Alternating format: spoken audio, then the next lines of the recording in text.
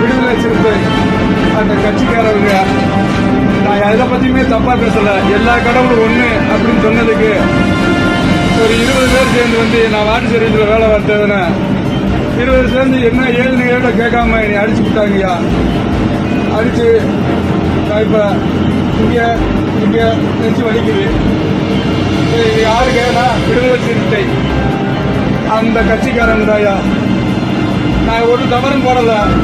இன்ஸ்டாகிராம்ல எல்லா சாமி ஒண்ணுன்னு சொன்னேன். இதுக்கா ஐடியா இப்ப என்னையா நான் தவறு ஒரு ஆளா வந்துட்டா நான் சம்பாதிச்சுக்கிட்டேன். 20 பேர் என்ன ஏதுன்னு கேட்காம அடிச்சுட்டாங்கய்யா. முடியல. சத்தம்